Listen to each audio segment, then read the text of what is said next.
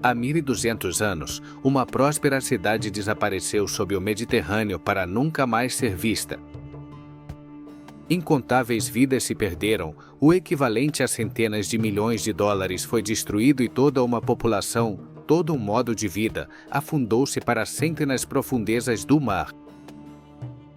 Durante séculos, a famosa cidade perdida de Heraklion oscilou entre a lenda e a realidade. Apenas os escritos indicavam sua possível existência. Mas agora, graças a um homem persistente, temos as respostas. A cidade perdida finalmente foi encontrada e é tão bela quanto misteriosa. Como ela foi descoberta depois de tanto tempo? E como ela afundou em primeiro lugar? Vamos descobrir. Muito antes de Heraklion encontrar seu novo lar nas profundezas do Mediterrâneo, era uma metrópole vibrante e próspera que recebia viajantes e navios de todos os cantos. Com certeza você já ouviu falar da cidade de Alexandria, que até hoje continua sendo um dos pontos mais populares do Egito desde 331 a.C. Mas antes de Alexandria ser conhecida como porto dominante do Mediterrâneo, esse título pertencia a Heraklion, que se erguia como um porto de entrada obrigatório ao Egito para qualquer embarcação vinda do mundo grego. Heraklion não era apenas uma cidade movimentada para a recepção de navios, mas também um importante centro religioso graças ao templo de Amon, deus do sol e do ar. Amon foi um dos deuses mais importantes durante a Era do Novo Império, que se estendeu aproximadamente de 1570 até 1069 a.C. A cidade, situada perto da foz do Nilo, a cerca de 30 quilômetros a nordeste da atual Alexandria, foi construída ao redor do Grande Templo e era entrecortada por uma rede de canais conectados por balsas, pontes e pontões. Imagine Veneza, mas ao estilo do Antigo Egito. Cada uma das ilhas abrigava pequenas casas onde os moradores levavam sua vida cotidiana. Desde sua fundação por volta do século 13 a.C., parece incrível que uma metrópole tão próspera e importante pudesse simplesmente desaparecer no oceano para nunca mais ser vista. No entanto, no século 13 d.C., foi exatamente isso que aconteceu. Mas como algo tão extraordinário é possível? Hoje, sua história é amplamente obscurecida, e ninguém tem certeza absoluta da cadeia precisa de eventos que levaram ao seu naufrágio. No entanto, refutamos teorias. Pesquisas sugerem que o local foi afetado por extensos fenômenos geológicos e cataclísmicos. Em outras palavras, desastres naturais repetidos que lentamente fizeram com que os níveis do mar na região subissem ao mesmo tempo em que a terra sob a cidade se tornava cada vez mais instável. Com o passar dos séculos, os danos foram se acumulando. O ponto de inflexão chegou no final do século II a.C., provavelmente após uma inundação severa, um terremoto ou ambos.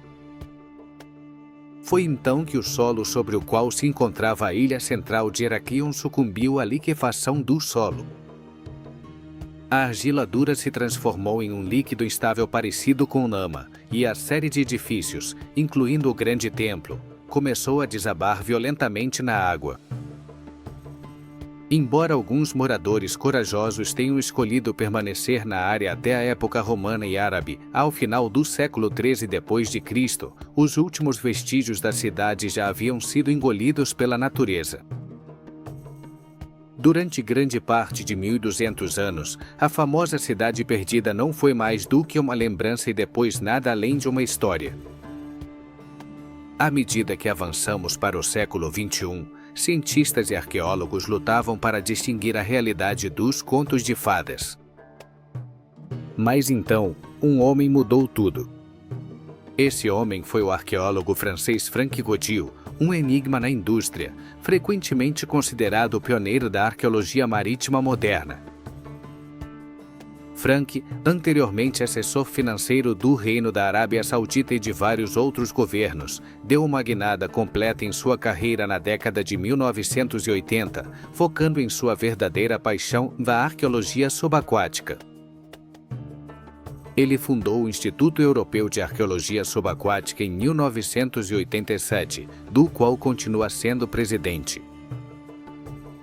Enquanto as últimas 3 décadas e um pouco mais resultaram em inúmeras descobertas de naufrágios, incluindo 2 galeões espanhóis, indiscutivelmente não há achado mais impressionante do que a Atlântida egípcia, Tonis Heraklion. Ao contrário de algumas crenças antigas, Heraklion e Tonis eram, na verdade, a mesma cidade, apenas com 2 nomes. Heraklion era o nome grego e Tonis era o nome egípcio. Desde meados da década de 1990, Godil e sua equipe passaram anos examinando a vasta área da Baía de Abukir, bem aqui, em frente à costa norte do Egito.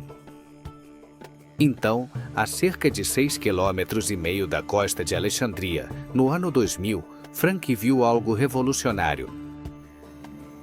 Enquanto os mergulhadores nadavam, um rosto colossal de pedra emergiu das sombras aquáticas, o primeiro de muitos tesouros que estavam prestes a descobrir. Eles passaram anos mapeando as ruínas de toda a cidade, espalhadas pela parte oeste da Baía de Abukir, na maioria das vezes a uma profundidade de cerca de 10 metros. A equipe finalmente conseguiu medir o tamanho da cidade perdida 11 por cerca de 14 quilômetros. Bem, esse é o tamanho do campo de pesquisa deles, pelo menos. Quem sabe se pode haver mais além, levado pelas correntes com o tempo. Para colocar em perspectiva, o campo de pesquisa é maior do que toda a cidade de Paris. Mas como uma equipe de mergulho conseguiu encontrar ruínas relativamente concentradas em um mar que abrange um total de 1,5 milhão de quilômetros quadrados?